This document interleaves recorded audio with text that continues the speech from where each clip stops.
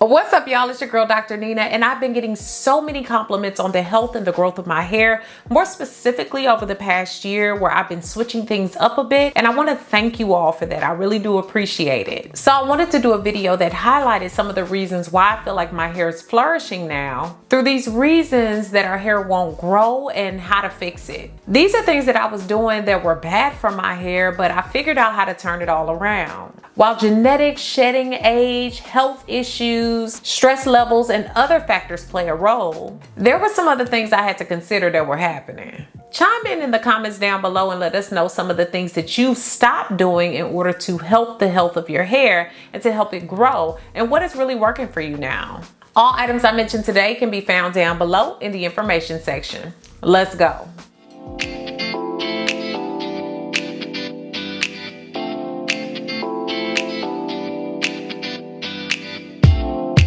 So y'all, this might seem very self-explanatory, but a lot of times the biggest part is not even having a healthy hair routine at all. So because we don't set aside the time, we don't really have a routine that we follow, knowing that you need to wash your hair about once a week because you know how your hair behaves, or maybe making sure that your scalp is attended to, or ensuring that you do certain things or don't do certain hairstyles that could be detrimental to the health of your hair. I was just out here all willy-nilly at one point because I was stressed out. I had a lot going on with work, trying to figure out some other things. So I was really just trying to wear styles out of convenience. Yes, my hair was laid, but a lot of times I was just throwing protective styles in it just to have it up somehow. But then I had to learn the essence of really getting back on that schedule, because back in the day, I used to be really excited about my hair, poured in and dedicated some time to my hair and really gave back to it. And I had to get back to that place. So not figuring out the way that you want to take care of your hair, or actually studying your hair to know what it needs, can be detrimental to the health of your hair. If you're just washing it because you know, one day feel like washing it, or you just fail to wash it altogether, you're not styling it properly, you don't have a day in which you detangle, then you're gonna have a lot of different issues and difficulties when it does come time to do your hair, and you're gonna be annoyed with it. So when you're annoyed with it, it's gonna lead to more breakage and more pulling at the hair, more stress to the hair. So I really had to get my routine back on point and figure out what was gonna be best for my hair. The next thing is that I had to stop doing styles that put a lot of stress on my hair and encouraged a lot of tangles. So a lot of y'all OGs that have been with me for a while, you know that I used to really swear by protective styling. Still love protective styles, but I've also realized in studying my hair over the past years, maybe it's changed, maybe things have happened due to age. Sometimes a lot of those styles are not the best for my hair, especially long term. They can cause a lot of breakage, shedding, single strand knots, and I found that there's other ways to nourish my hair without it having to be in tighter braids or twists or things like that. And while I still enjoy a lot of those styles, I've realized that I cannot wear them as long as I used to, or as long as I thought I should have been wearing them, because I think in the past that wasn't even the best style for my hair sometimes, and it was stressing my hair out. And now that I've had the time to really listen to my hair again, I'm realizing that protective styles are not bad for my hair, but I cannot do very long term. And when I say very long term, y'all, I used to leave braids in or have braids for like a month and a half, even 2 months, just redoing the edges,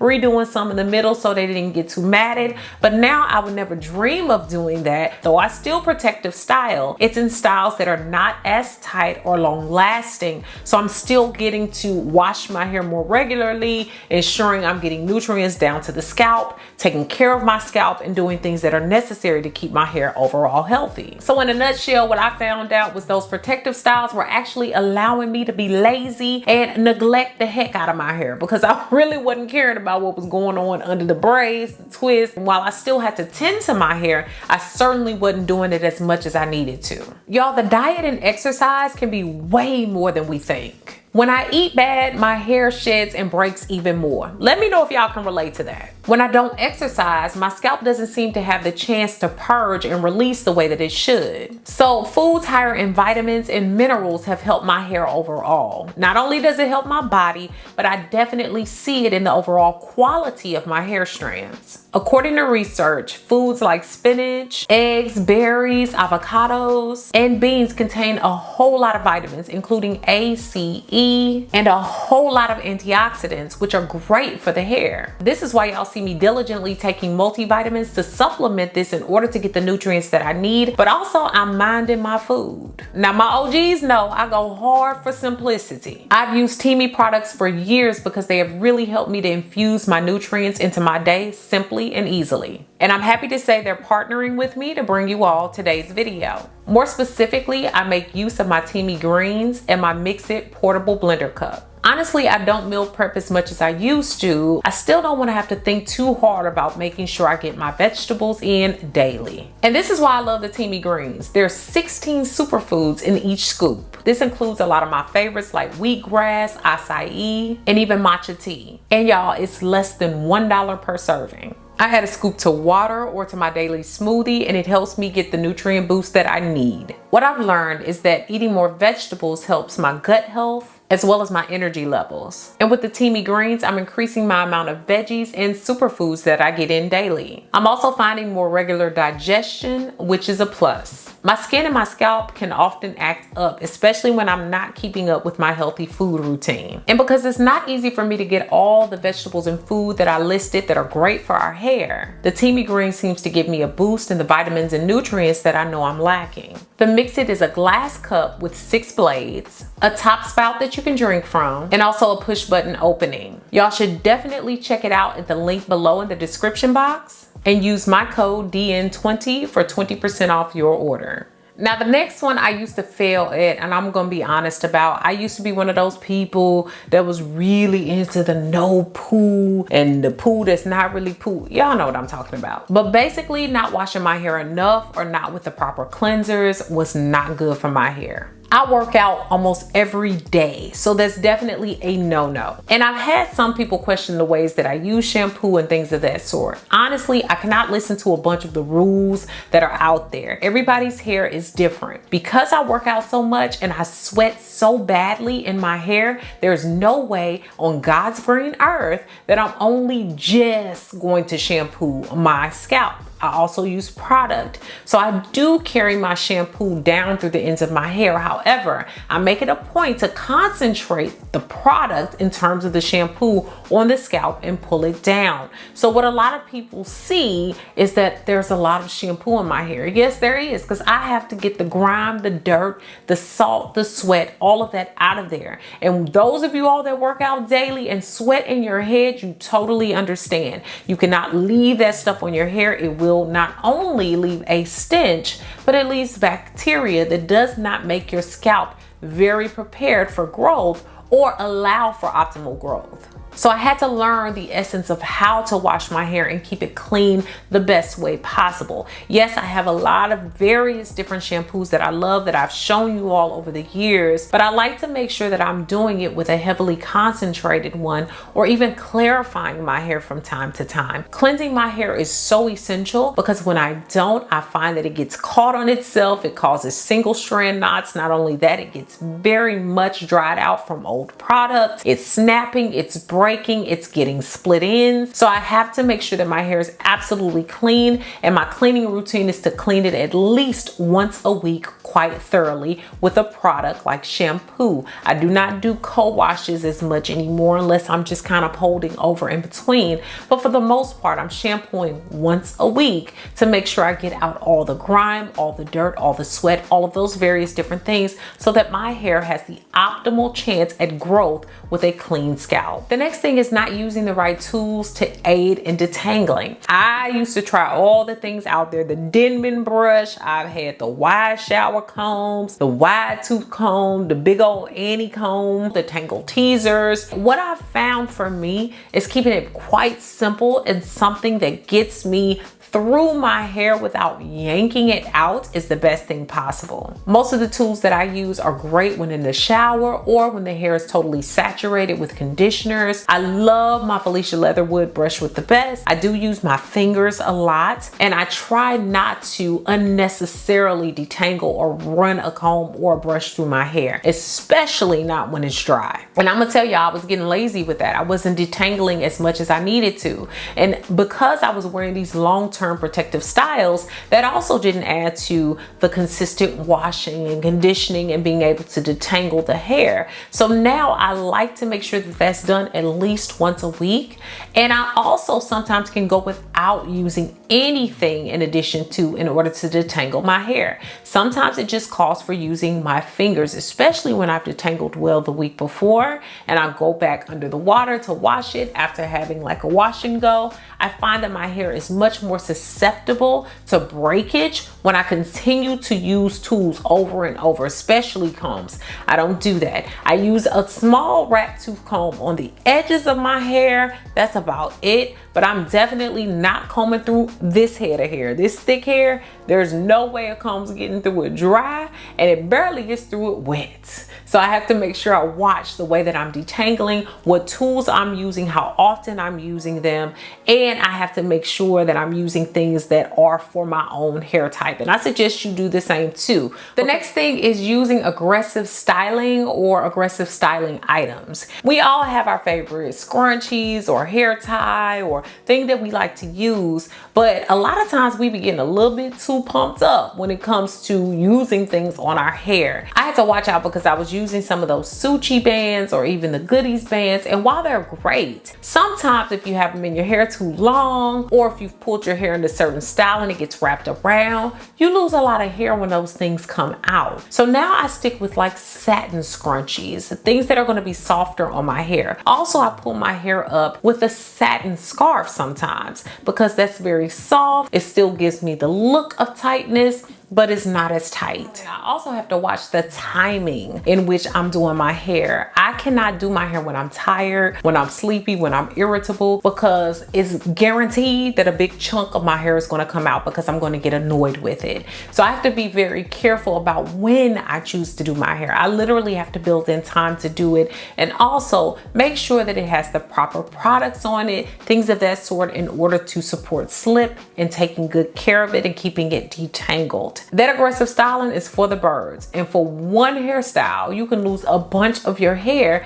because you've been so aggressive pulling at it. Not to mention what happens to your edges, what happens to the back of your hair. These are all things that you have to watch and make sure you keep an eye on so that you're not being too hasty and causing your hair further damage. I also have had to watch the combination of products that I use as I'm aging. Our hair needs sometimes changes with the season, it changes with our age, it changes with the things that we're choosing to use with it. The formulas of products sometimes change, and so that you find that your hair is doing something odd and you can't just look over that. I just started doing wash and goes a few years ago, if that. And I've just now started making it one of the top styles that I wear because I've finally gotten the moisture balance down. I'm learning more and more about my hair, and there's a lot of products that don't combine well in my hair. Cream of Nature, I can even use Eco Styler gel. I'm great with Ampro gel. Their gels work amazingly on me. The Shine and Jam. I cannot try a lot of twisting creams. I cannot try a whole lot of butters because it will show up on the top of my hair. I have to be very careful about the things I put on, slather on, or lay on my hair. And that's why I have to be intentional with the way that I do it, because a lot of the products that I'm saying that I used to use in the past, they worked fine. Now they do not. So you want to be very careful with what you're using and how you're nurturing your hair, and make sure that you're paying attention closely to what it needs right now. Not what it needed 10 years ago. Could be doing more harm to our hair than helping. So adding to that, not using a deep conditioner enough in the hair routine in order to see results and also see some of the benefits of it. Deep conditioning is excellent because it helps the hair really get more moisture. What I love about deep conditioners is it helps my hair to spring back. It just helps it look and also feel nourished and moisturized. Every other week, I like to deep condition and sit under my little Layla Ali bonnet dryer just to allow it for at least 10 minutes to really work that heat in there. But even on the other weeks, I try to make sure that I allow some conditioner to sit in it for a bit after washing it, mainly because it does help with my moisture balance, and I can owe it all to making sure that I have a good deep conditioner. I love the Intensive Treatment by Cream of Nature. I also am a big fan of the Shea Moisture Strengthen and Restore, the one in the yellow jar. I like to make sure that I do that every other week, and with heat every other week. In my opinion, it's more hydrated and also more flexible. So even when I have my hair like this, it doesn't feel hard. Even after adding gel, it just feels so much more moisturized, and also like it's pulling some moisture from this humidity down in Houston. The next one is simple, letting split ends slide. It is essential that even every now and again you go into a professional and just let them look at the health of your hair. I go into my braider, I have her check my ends. If anything looks raggedy, either I'm going to ask her to do it or I'm going to have it done elsewhere. When I'm not getting trims, at least every 4 to 6 weeks, I'm starting to see more breakage, mainly because your hair is growing but it's breaking off at the end. So you're not seeing the growth of the hair. And if there is split ends, that I catch them early so that it doesn't split all the way up the hair shaft. The next thing is not drinking enough water. And I have been guilty of this in certain parts of my life, certainly not now, because as you all know, I love my gallon bottles of water in my Amazon shop. And when people have asked me about the moisturization of my hair, I will say products are a part of it, but I will say really nourishing and hydrating the body from the inside out helps as well, because if you thirsty, your hair gonna be thirsty. So not drinking water also doesn't seem to help flush those vitamins through your body. So if you're taking a multivitamin and you're not drinking the proper water throughout the day, that could stop a lot of the flushing of those nutrients getting through your body and doing the things that they need so that areas of your body can take that in and absorb it. It also helps me feel better because I feel like my body is cleansed and I'm able to lay a foundation for the vitamins and nutrients to go into the body and be absorbed where they're supposed to be. And y'all, this last one is more related to mental health, but being stressed out all the time. I have a high stress job. However, I'm blessed to not have to be there all the time. It can still be high stress with different clients, different cases, different things that I have to do. And not only that, the day-to-day run and hustle and bustle. One of the first things to suffer is your hair. And I'm becoming more self-aware of the times that stress is arising, because stress does in fact mess with our hair growth cycle. So doing relaxing activities are wonderful for your mind and your spirit, but it also can have some double duty and help with your hair and make sure that it stays stress-free, because once it gets stressed out, of course, you're going to see that shedding hair, the breakage, the things of that sort. So I'm trying to make sure that I am managing my stress levels no matter the time, no matter what I'm connected to, because it's essential that we take care of our stress levels in order for our hair to thrive. So I hope you all enjoyed today's video, because these are just some very simple things that I'm doing to really watch the health of my hair and stay on top of it and allow it to grow. Make sure that you comment, share this video with someone who can use it, and subscribe. Thanks so much for watching, guys. Beautiful brown baby doll. Peace. Check the links in the description for my free and new Dr. Nina's Mentorship Facebook group, which is a group of like-minded individuals looking to progress, grow, and support one another along the way. The Now That's Life podcast is about to go into season 2, so I suggest you go ahead and subscribe to the podcast on all your major podcasting platforms. All descriptions and links for that and my free supernatural video course are found below. Thanks so much for all the love and support over on my new website. If you haven't already, go ahead and check it out and join me for new ways to interact with me, giveaways and prizes, weekly emails, as well as my free 8-day supernatural video course, which is free when you sign up.